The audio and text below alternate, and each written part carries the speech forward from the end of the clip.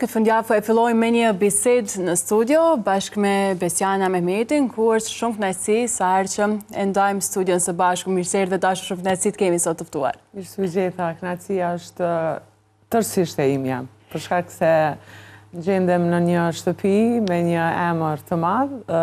Shfrytëzoj rastin të përshëndes të gjithë shikuesit, por më shumti stafin e mrekullueshëm, të cilët të gjithë së bashku bëni një punë të jashtëzakonshme në reflektimin e vlerave, të cilat i keni mbajtur edhe në kohë tranzicioni, edhe në kohë të vështira, si këto që i kalojmë. Andaj respektet pafundme për Radio Televizionin Dugagjini, për shikuesit tuaj dhe gjithë stafin që bëni punë vërtet maratonike edhe të mrekullueshme. Të falenderojmë shumë për këto fjalë të bukura. Si janë zakonisht fundjavat për Besianën, të marrë parasysh angazhimet e përditshme, ligjërimi, familja, gjitha këto? Mundohemi që t'ja dedikojmë tërësisht vajzës, Uskanës, e cila ka mbushur 5 vjetë, është në atë fazën më të bukur, kisha me thënë të jetës, kur pa hezitim edhe me atë sinceritetin maksimal i shprej gjitha ëndrat e veta, po njëkohësisht edhe dashurin e pakufishme. Jemi munduar së bashku me shkodranin që ta mësojmë të gjendet në çdo ambient, t'i dojë të gjithë njerëzit, të adaptohet me njëherë edhe na gëzon fakti që është e tillë, e gjallë shumë. Megjithatë, ndonjëherë vikendet na gjejnë edhe në rrugtim, në koncerte. Këtë javë jo, por javës ardhshme kemi koncert për nder të pashkëve, festat i kemi bashkë, të quajtur i tillë, edhe vitin e kaluar është mbajtur edhe si vjet gjithashtu.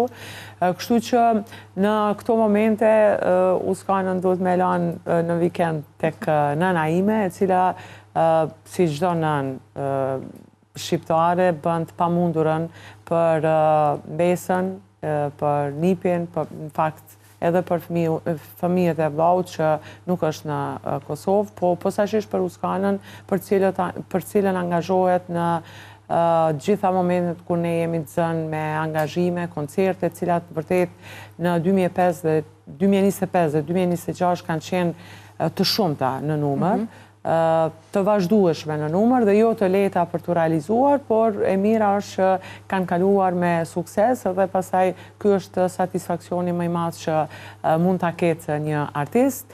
Ndërkaq që java është e zakonshme. E hënë e martë mërkur kalon me studentët, me ligjëratat, me orët e historisë muzikës, me orët e solokëndimit, lënë të cilat unë i ligjëroj tash e 20 vite, dhe ka kaluar, po them, në rutinë, ndonë se çdo ligjërat ka veçantitë e veta dhe mendoj që vazhdueshëm profesorët duhet të jenë të përgatitur çdo herë për orët edhe për ditët që kalojnë me studentët tyne.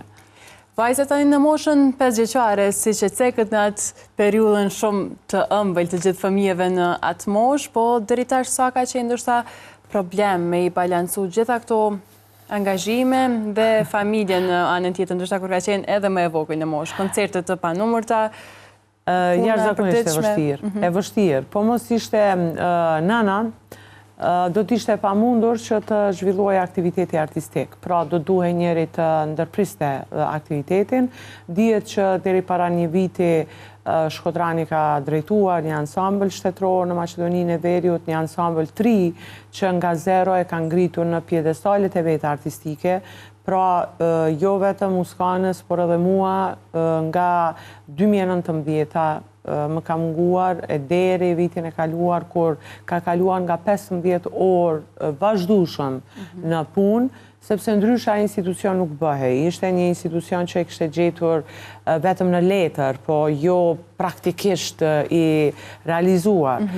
Pastaj me lirimin nga funksioni të Shkodranit, si me thënë të dy së bashku ju rekëm punës artistike, tashmë mua më gëzon fakti që me idenë e Shkodranit është themeluar ose është krijuar formacioni artistik Besjana dhe të mirët e kombit, kështu quhet formacioni. Në kuadër të këtij formacioni kanë performuar emrat më të shuar të skenës sonë, përfshirë Mariana Lekën, e cila është mjeshtre e madhe dhe primadona operës së Tiranës, Armando Likaj, një kolegi mrekullueshëm, një bariton po ashtu i Teatrit Operës dhe Baletit të Tiranës, aktori Gjevat Limani, Lesh Nikola, aktoria Safete Rugova, Erinda Agolli, një soprano e mrekullueshme nga Shqipëria, kori profesionali studentëve të Universitetit të Tetovës, pjesëtar të Filharmonisë të Kosovës.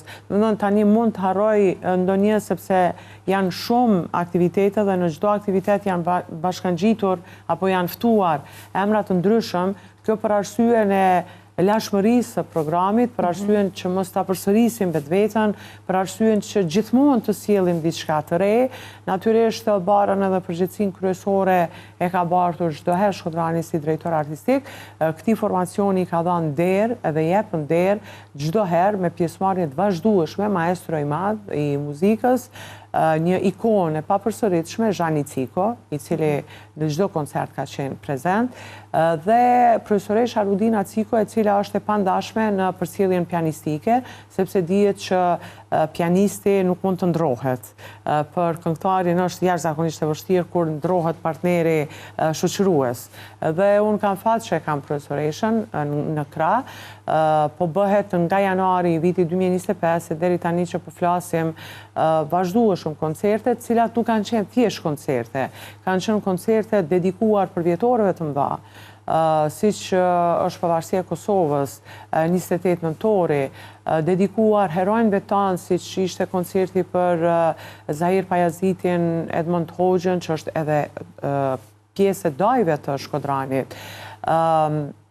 Pastaj koncerte dedikuar Gjergj Kastriotit Skënderbeut në Dibër, në Lezhë, pra pothuajse të gjitha qytetet shqiptare në Shqipëri, Kosovë, në Maqedoni, por të gjesh balansin, pyetjen tuaj që e bët në mes të jetës artistike, pedagogjike, organizative, sepse këto aktivitete jo pse dua unë t'i moderoj, po desha e zdesha duhet t'i moderoj paralelisht edhe të interpretoj, të këndoj duke njohur rrjedhën e programit, partnerët që i kam në skenë. Kështu që balanci është vështirë të bëhet, mundohemi maksimalisht që kohën krejtësisht tjetër t'ja dedikojmë vajzës Uskanës,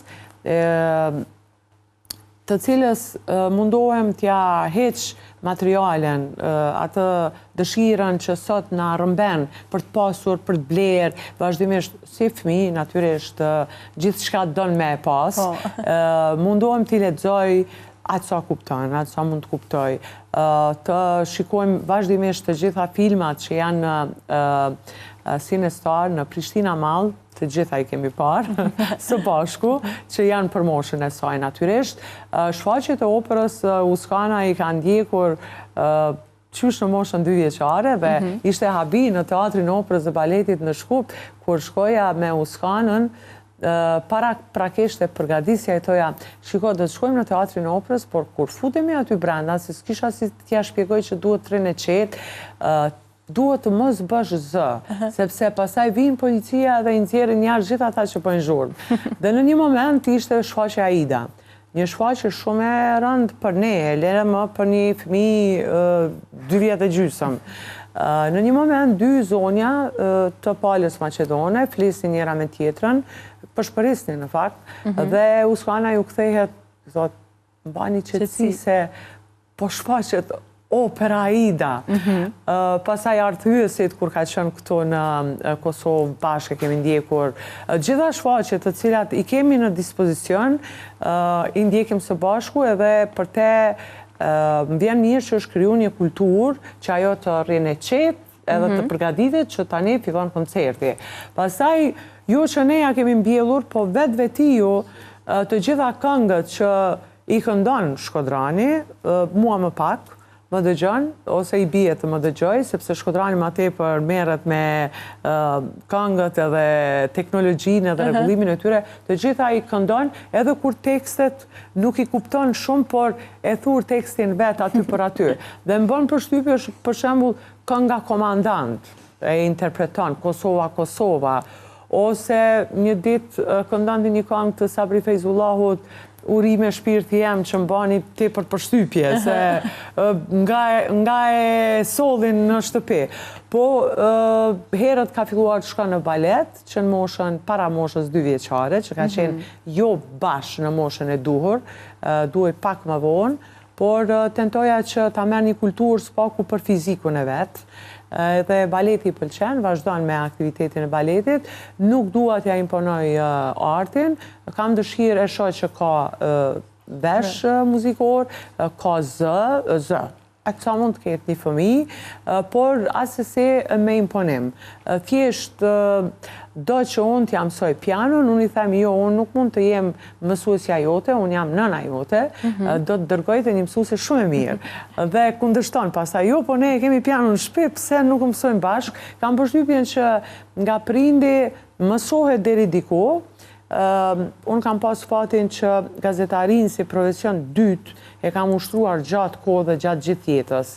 Por këte shkollë e kam marrë në shtëpi me shumë vështirësi nga babaj dhe pastaj e kam perfeksionuar me bashkëpunëtorë të ndryshëm në rilinjen e dikurshme, në zërin e dikurshëm, në SBS Radio, radion australiane, në televizionin e Maqedonisë ku kam punuar 2 vite si autore e emisionit Gjurmë në Pentagram, njëkohësisht edhe si prezantuese atij emisioni, por prindi gjithmonë është delikat në raport me fëmijën edhe nuk e di sa mund t'jeme ashpër për t'ja dhënë atë që duhet. Ndërkaq kur është në raport me mësuesin, është raport tjetër, dihet. Raporti mësues-fëmijë është gjithmonë ashtu si që e idealizon në shumë aspekte prindin, e idealizon edhe mirë është ta idealizojmë mësuesin, profesorin.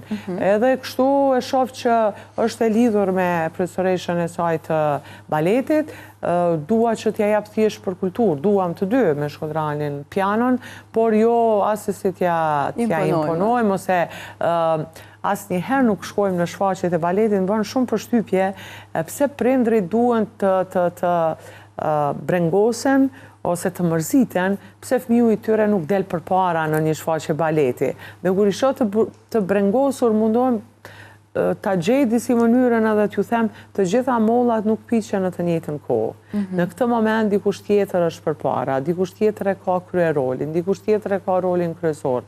Në një moment tjetër do t'jetë vajza juaj, në një moment tjetër do t'jetë uskana. Pra, nuk e ngarkojmë me atë pjesën që duhet t'jesh përpara, megjithatë e vrejshë në karakterin e saj ka shumë elemente të liderës. E shoh në shkollë, nuk don me i thonë në qerdhe, don me i thonë në shkollë. Dhe kur shkon në shkollë me shoqet edhe shokët e saj, vrejshë ajo don me i udhëheq të gjithë. Nëse nuk e dëgjon dikush, pastaj bën ndonjë veprim të çuditshëm që ta bën për vete, edhe atë që nuk e dëgjon që të jetë liderja. Ka karakterin e liderës, a? Shumë. Kujt i ka përngjamë shumë në këtë aspekt? Juve apo Shkodranit? Mendoj që Shkodranit. Shkodrani ka sens të udhëheqësit, edhe karakter të tillë. Unë nuk kam pretenduar asnjëherë të kem post të udhëheqëse.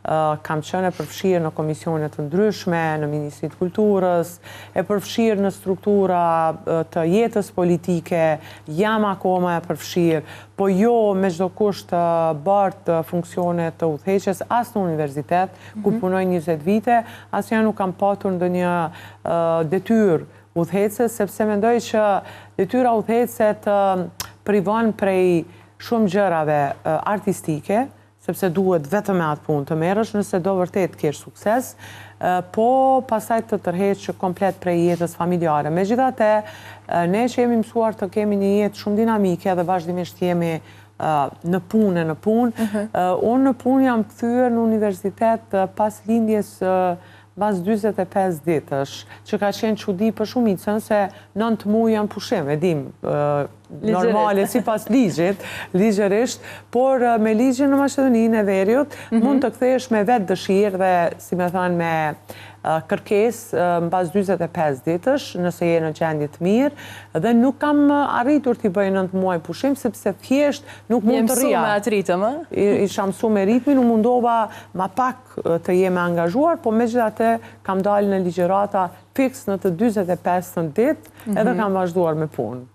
Tregova edhe për raportin e Uskanës dhe me profesoreshën. Një terapi shumë e bukur. Faleminderit shumë. Uskana kështu është të buzëqeshur vazhdimisht. Veshjet i ka zgjetur Uskana për Bajram. Ngjyra do me i përshtat, thot kjo me atë nuk shkon, kjo me këtë shkon. Kështu që është jashtëzakonisht e lidhur me mua. Ka filluar të lidhet edhe me Shkodranin, por më pëlqen që në mbrendin e saj, si me thanë, nëna e ka vendin e merituar, mundohem të jeme ashpër kur duhet, ashtu si që ka qenë babaim, sepse çdo herë i kam thënë babait të ndjerë tash u bë 8 vite gjysmë gati 9 që nuk është gazetari i njohur, kolegu juaj Qani Mehmeti. Do të dëshiroja të jem 50% ja dhe me Shkodranin. Ti në raport me Uskanën, në këtë rast me fëmijën atë kohë, se s'kishim fëmijë, në aspektin se si ka ditur të na udhëzoj, se si ka ditur t'jetë i ashpër, jo të na llastoj, edhe pse unë kam qenë një vajzë, vetëm një vlla, mentori, po saqesh me mentorin ka qenë shumë i ashpër, i ashpër në kuptimin jo të rreptësisë së tij, po të një muri që ka krijuar një diferencë, sepse zakonisht në shoqërinë tonë patriarkale e posaçërisht në Kërçov, nga e kemi origjinën ne, gjithçka duhet të ketë një djalë. Dhe ndonjëherë fëmijët i prishim me dorën tonë. Pra, të gjithë prindrit fëmijët i duan, por varet a din ta duash dhe si e don. Kështu që mundohemi, është roli i prindit, është roli ma delikat dhe ma i vështirë.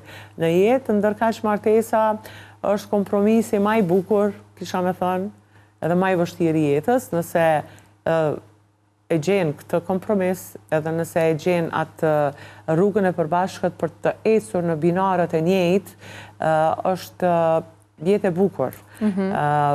Nëse nuk gjendet kjo, megjithatë unë kisha me pas një porosi, me qenë se kemi një fotografi familjare për të gjithë çiftet të cilët kanë fëmijë, që të mundohen maksimalisht të eliminojnë ndarjen në të gjitha mënyrat. Sepse një fëmijë i cili rritet pa njërin prind ose me të dy prind të ndarë, domosdoshmërisht vërehet një pasiguri në rritjen e tij, në jetë, në përgjithësi. Ja, Uskana në emision, para emisionit në fakt, hera e parë që më shoqëron në një emision edhe deshte me bë fotografi ti ka shumë qejf. Këtu më kanë gja mua, jo Shkodranit, Shkodrani u ikë fotografive, po. Kështu që fëmiju është bekim, edhe këtë bekim duhet të arrisim me të dy dashurit.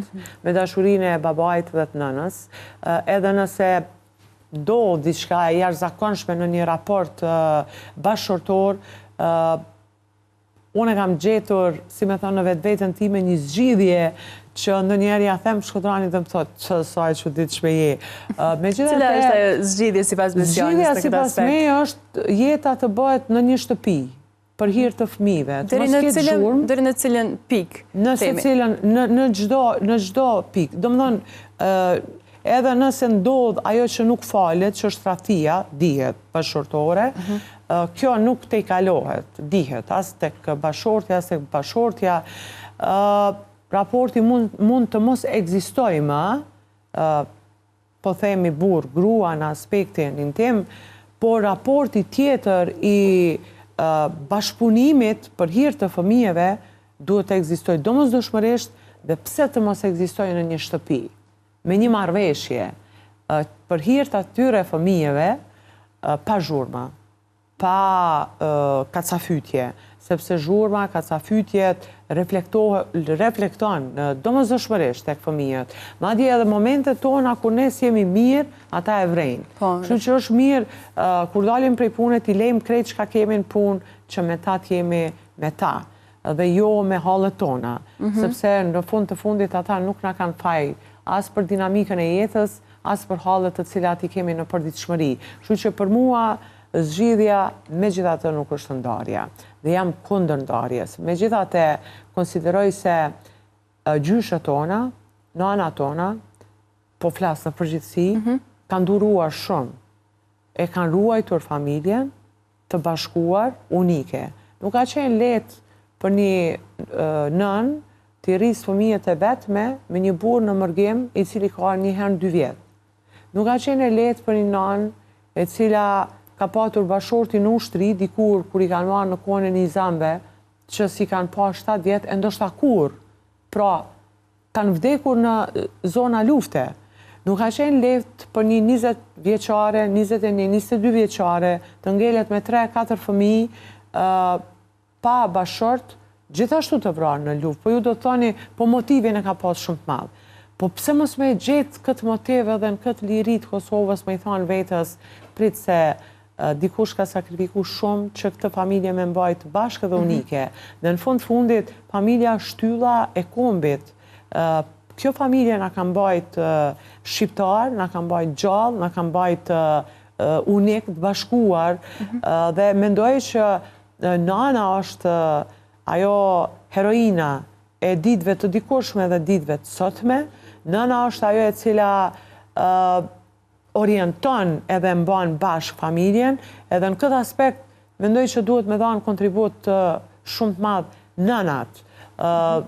Çka ka ndryshu pra në krahasim me nënat gjyshet tona dikur që i përmende pjesa e durimit dhe gjithçka tjetër krahasim me familjes? Ka ndryshuar shumë. Unë mendoj që e di që është e rëndë me thonë, po duhet domosdoshmërisht me thonë që shpesh ne dim të viktimizohemi pa nevojë. Nuk jam antifeministe, përkundrazi. Jam për fuqizimin e zërit të gruas, jam për fuqizimin e intelektualeve, artisteve, grave të jetës publike, por jo të fuqizimit të një dhune të rrejshme, të një denoncimit të rrejshëm, të një konflikti inexistent në çifte. Domethënë, ne dëgjojmë çdo ditë ndarje arsyet e cilave janë banale. Ne dëgjojmë çdo ditë denoncime, sërish me arsye banale. Pra, liria nuk është ta keq përdorësh lirinë dhe demokracinë dhe ti hypësh në qafë dhe në kokë bashortit dhe gjinis tjetër. Pra, nuk do të thotë që gruaja e lirë dhe demokratike në një shoqëni civilizuar mund të bëjë çfarë të dojë ajo. Mund të kthehet në 5 të mëngjesit me alkohol deri në maksimum, sepse në fundit është një shembull i gruas, është një nan, është një motër e dikujt, është një grua e dikujt. Pra, janë disa, si me thonë, barometra edhe disa barjera që ne duhet vetë vetës t'ja përcaktojmë edhe t'ja vendosim, sepse çdo gjë bëhet me moshë. Mendoj që liria keq interpretohet edhe keq përdoret shumë, jashtëzakonisht shumë, posaçërisht në vitet e fundit, dhe kjo është edhe pasojë e ndarjeve të shumta, për cilat edhe njëherë potencoj që jam kategorikisht kundër çdo lloj ndarje në momentin që kanë fëmijë. Në momentin që s'ke fëmijë, jeta është e lirshme për secilin, rrugët ndahen, është shumë e lehtë, nuk sado që mund të shkaktoj vrag emocionale, është krejt të ndryshe, por kujtoj një shprehje prapë babait tim që thoshte jeta bashkëtorë pa fëmijë nuk ka kuptim. E nëse kuptimi është fëmija, atëherë për atë kuptim duhet bëhet sakrificë e jashtëzakonshme. Në këtë aspektin e gruas, vjen mirë që para 5 viteve kam themeluar një manifestim të quajtur Gratë në Kulturë, që flet për sfidat e grave në arsim dhe kulturë, dhe janë të gjitha gra, zonja, që kanë qënë gjatë viteve emrat mëdhej të dirigjimit, të poezisë, të baletit, pionere, domethënë Sabri Espahiu, një balerinë e cila në vitet 70-a kur ka shkuar të studioj baletin, dihet që vajza shqiptare ka qenë probleme dalë në rrugë. Pastaj Ajmone Dhomi, libretisti e operës së parë kosovare. Nëse thot dikush që femra shqiptare pas ka qenë marginalizuar, s'është e vërtet. Nëse thot dikush që femra shqiptare ishte marginalizuar, po ashtu nuk është e vërtet, sepse monedha ilire është pikërisht me figurën e gruas, pastaj mbretëreshat e Uta. Në Gratë në Kulturë ka qenë dhe është pjesë për vitet të tëra Flora Brovina, një aktiviste humaniste, një shembull simbol i gruas shqiptare, një Irma Libohova, e cila 50 vite vazhdon të jetë dashur një lloj për publikun si ditën e parë e si sot. Aktiviteti i fundit ishte me 8 mars në Librazht, pra edicioni 5 është mbajtur në Shqipëri, edicioni 4 është mbajtur në Gjakov, në Kosovë, dhe 3 edicionet e para janë mbajtur në Maqedoni, fillet i ka pasur në Universitetin e Tetovës, dhe pikërisht këto gra e kanë përçuar këtë mesazh. Nëse për to jeta publike ka qenë shumë e vështirë, paragjykimet kanë qenë të shumta, kostoja ka qenë shumë e madhe, dhe sot është shumë më lehtë, mos e kesh përdorni këtë lehtësi që jo ka kriju koha, por përdoreni për të mirën e shoqërisë, familjes dhe artit në fund të fundit, po edhe arsimit edhe edukimit. Mendoj që një grua model për një të re, një studente, është një grua e cila është e realizuar në të gjitha aspektet, edhe në aspektin familjar edhe në aspektin profesional, prandaj jam miktare e mbajtjes qoftë edhe me vështirësi të familjes që mbetet shtyllë e shoqërisë shqiptare, e paralelisht me këte pastaj vinë edhe sukseset edhe profesioni edhe të gjitha të tjerat. Besiana, nuk mundemi pa undal edhe tek një pjesë që themi e ke pikë të dobët, muzikën live dhe në anën tjetër muzika playback, muzika ndoshta gjatë klubeve të natës, interpretime të tilla, mundesh më na jap një koment, një lloj analize për këtë pjesë. Ka këndvështrimi gjithmonë. Sigurisht janë shumë të ndryshme jeta, performimi live, edhe i muzikës klasike, edhe i muzikës popullore të lehtë, edhe i interpretimit në dasma, që nuk do doja t'i injorojmë, as nuk do doja t'i gjykojmë, për shkak se atëherë kur ne s'kemi pasur institucione, dasmat kanë qenë institucioni vetëm që na kanë ruajtur veshjen kombëtare, këngën e bukur, edhe shqiptarizmin në shpirt, edhe këngën patriotike që në televizion të Shkupit nuk kemi guxuar ta këndojmë. Sepse përmenda Shkupin se është themeluar në 45-ën para Radio Prishtinës. Performanca live gjithmonë sjell tjetër ndjeshmëri, tjetër emocion. Ndërkaq muzika playback, e cila është trend, është manipulative. Aty manipulohet, aty secili mund të bëhet këngëtar, sidomos me teknologjinë e sotme. Apo bëhen artistat e tillë sot? Mendoj që mund të duket që bëhen, por nuk bëhen, sepse edhe ata që duket se janë për momentin, se me thënë, të popularizuar, kanë diçka në vetë. Mendoj se secili që është i popularizuar, ose perceptohet nga publiku, ka diçka unike, edhe nëse këndon playback, edhe nëse nuk ka shumë zë. Jo çdo herë një këngëtar duhet të ketë shumë zë. Jo çdo herë duhet të jetë i perfeksionuar në interpretim. Mund të ketë elemente tjera, mund të ketë aftësi aktoriale, mund të sjellë diçka të veçantë për publikun. Pra, mendoj që publiku është perceptues i jashtëzakonshëm për ta marrë atë që duhet. Dhe ne kote gjykojmë publikun. Publiku e din saktësisht edhe kur e dëgjon antivlerën ndonjëherë, e di se po dëgjon antivlerë. Jemi të vetëdijshëm, a? Jemi shumë vetëdijshëm, por i pëlqen për momentin, do me bani qef. Dhe më thonë edhe me atë lloj, por pastaj kur i thua paralelizoj këta dy emra, ata saktësisht e din se kush ku është, dhe më thonë kush ku kategorizohet. Prandaj publiku, pa publik s'ka art. Publiku është ai që mban gjallë artistin.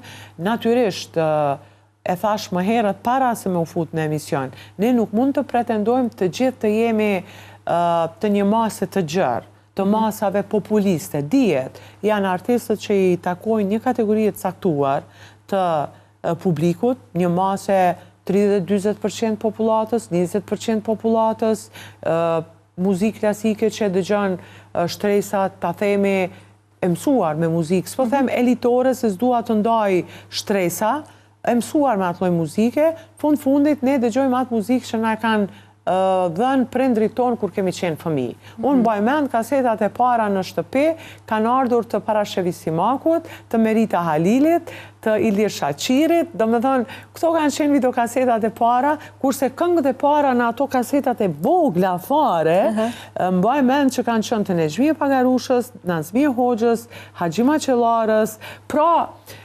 kjo është ajo muzikë që me këtë frym jam rrit. Pastaj më vonë kultivohet shija kur kam filluar të shkoj në piano, dhe në piano nuk më kanë dërguar prindrit të bëhem artiste, as këngëtare, as pianiste, thjesht për ta marrë një kulturë, sepse baba im ishte idhtari asaj shprehjes që për të qenë intelektual në kohën moderne duhet të plotësosh 3 kushte: të kesh një profesion, të dish një gjuhë të huaj dhe të luash një instrument. Dhe këto, si me thanë, u mundua që të na japë edhe mua, edhe vllaut mentorit, ndonë se vëllau është profesion krejtësisht tjetër, larg kamerave, larg jetës publike, nuk e do jetën publike, ndonë se bën një punë tjerëzakonshme, ka qenë përfaqësues i Kosovës për 10 vite në Fondin Monetar Ndërkombëtar në Washington. Flasin kolegët e tij edhe rrethi për sukseset që i ka patur në moshën e tij. Në Fondin Monetar ka qenë e pamundur me u fut, me hy, lëre më me përfaqësu një shtet, sot është pjesë e Parlamentit Evropian, sërish si i dërguar nga Fondi Monetar, pra është një djalë 39 vjeçar, i cili ëndrat e veta i ka realizuar duke mos u ekspozuar, duke mbajtur hermetikisht të mbyllur jetën familjare.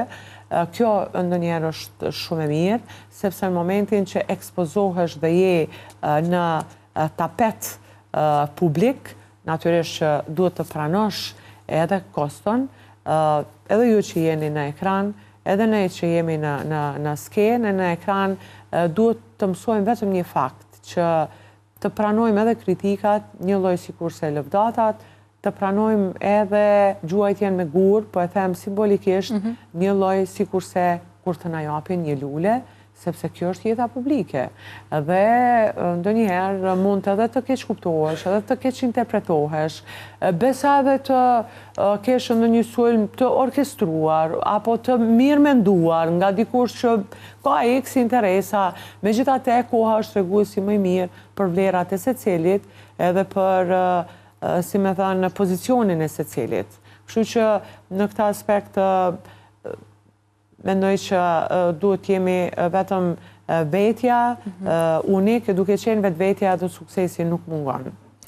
E dashur, po e përmbyllim me këto fjalë shumë të bukura nga jo, ishte me të vërtetë shumë kënaqësi t'ju kishim sot të ftuar në studion e fundjavës. Faleminderit shumë për gjithçka që ndatë sot bashkë me ne. Unë ju falenderoj shumë, e nuk dua t'ju ngelem bosh atyre që i përmendi shumë rrallë. Janë dugagjinasit e zemrës, aty ku e kam kaluar fëmirin, dajet e mi, smakajt nga dugagjini, një pjesë të cilve kanë qenë dhe janë personalitetet shuar, përfshirë të ndjerin Riza Smaka, Smajl Smaka, Nagim Smaka, në kështu me radhë, nga cilët kam mësuar shumë, kam mësuar për jetën publike dhe për gazetarin, dhe njëkohësisht të gjithë familjen e Shkodranit që janë në Dugaxhin, në zemrën e Dugaxhinit në Deçan.